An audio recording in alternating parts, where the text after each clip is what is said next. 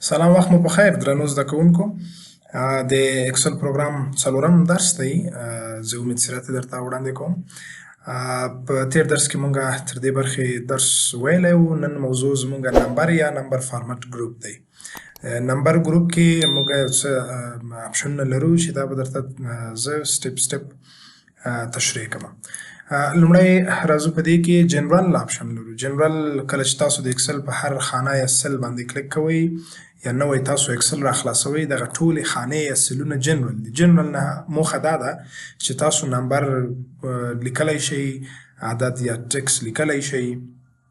همدارنګه مثال د کرنسي مربوط کوم عددونه دي چې پولي واحد ورسره ډالر ساین راشي، افغانۍ اف جی راشي، نو دا جنرال دی. یعنی تاسو هر څه پکې لیکلی شئ په هره خانه کې.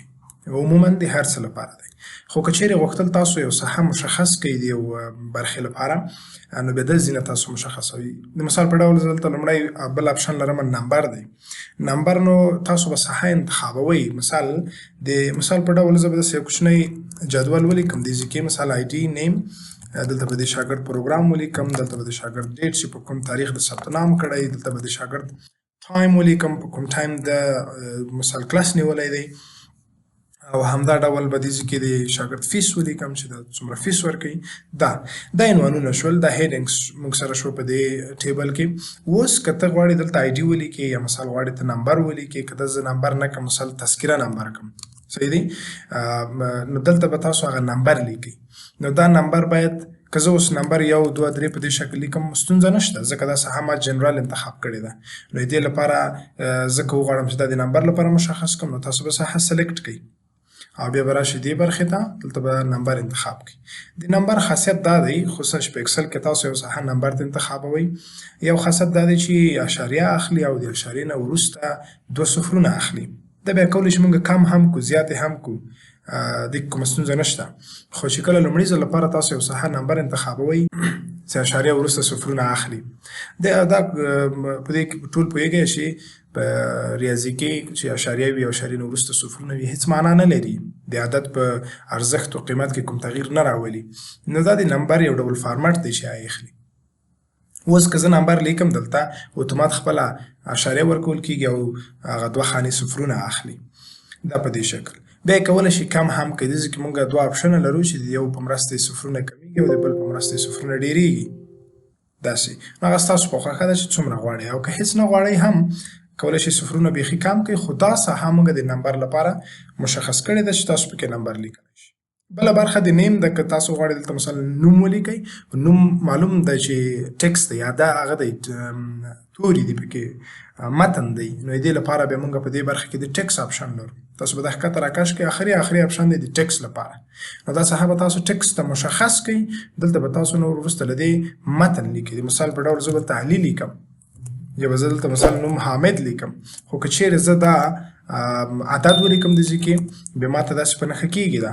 او چې کله زه دلته په ورننګ باندې کلیک هم وکړم، موږ ته وایي نمبر stored as a text، یعنې تاسو نمبر د ټکس په حیث لیکلی دی یا د ټکس په ساحه کې به نمبر لیکلی دی. صحیح دی، موږ ته اجازه راکوي، کومه خبر نشته. خو دا چې موږ ساحه د ټکس لپاره انتخاب کړې او بیا وروسته پکې عدد لیکو، نو دا هغه یعنې د قانون خلاف راځي.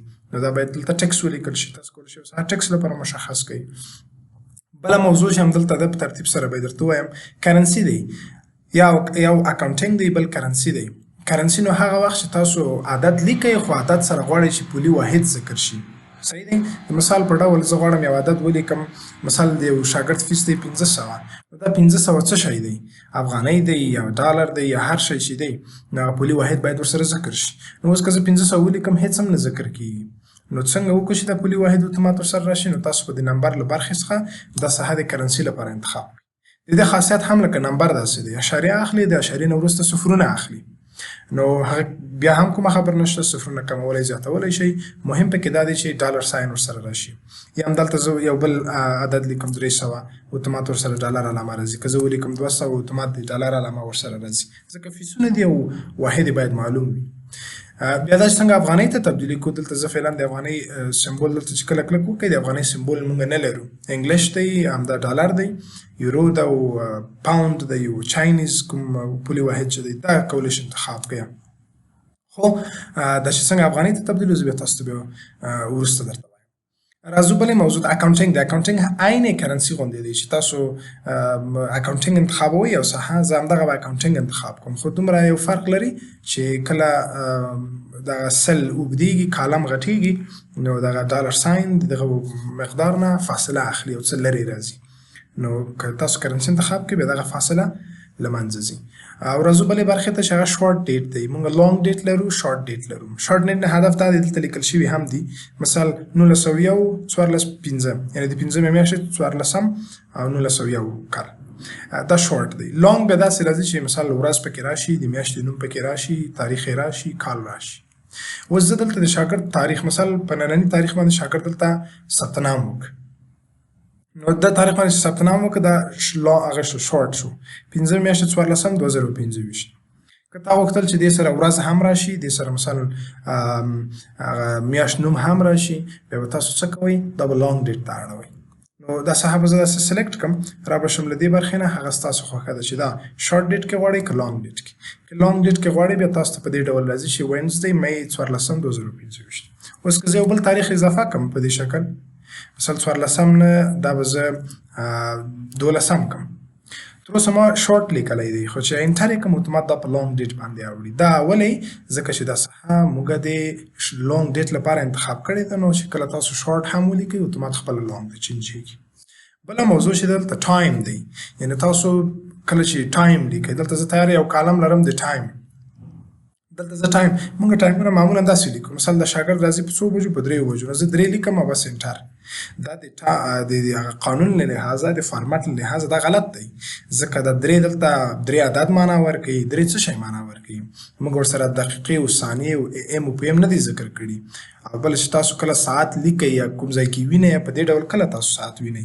د مثال په ډول دا اوس زه خپل کمپیوټر لپټاپ کې زه وګورم، د ساعت ته وګورئ په دې ښي طرف کې 8:50، یعنې 8 بیا دغه 2 سیمې هغه کالن لري، کالن چې ورته وایي 2 سر ټکي او 50 لیکل شي، دا معنی چې 8:50. نو دلته هم چې زه کله 3 لیکم نو باید ولیکم چې 3 پوره یا 3:10 3:20. نو دې لپاره چې تاسو دغه ټایم دقیق په دې ټایم په شکل ولیکئ، نو دا ساحه ټایم ته سیټ کړئ، له دې برخې نه راشئ، دې ساحه کې ټایم انتخاب کړئ. اوس که غلط ولیکم، مثال که زه 1 ولیکم اتومات د خپل 12 ته اوړي، که زه 4 ولیکم اتومات دا ولې؟ دا ځکه چې زه غلط شکل لیکم، تاسو ته وایي تاسو په دغه شکل باید ولیکئ. ښه صحیح دی. نو اوس که زه غواړم چې صحیح ساعت ولیکم، د مثال په ډول زه 4 بجې لیکم، 2 بجې لیکم، یا مثلا 8 بجې لیکم، نو ته به څه کوې؟ 8 به ولیکې، شفت به له سیمې کالن سره ونیسئ، دلته تاسو سکرین پر مخ ښکاري، زه بټن درته وایم، دا شفت له سیمې کالن سره 2 سر په سر ټکي راځي، او بیا به 2 صفره ورکړئ، یعنې 8 پوره. ثانیې که نه لیکئ مشکل نشته، انټر یې کوئ اتومات خپله راځي 8 بجې د سهار. یا مثال که زه ولیکم 10 بجې، نو زه به داسې ولیکم 10 بجې، چې انټر یې کړم اتومات راځي 10 بجې. او که زه ولیکم 1 بجه، نو زه به 1 په دې شکل ولیکم. خو تاسو ورته وګورئ دا 1 د کوم وخت لیکي؟ 1 بجه AM، یعنې 1 بجه د شپې. نو زه غواړم مثلا د ماسپښین 1 بجه، 2 بجې، 3 بجې، بیا تاسو د 12 ساعته سیستم په طریقه به مخ ته ځئ، یعنې 1 بجه به نه وایه، 14 بجې به وایه.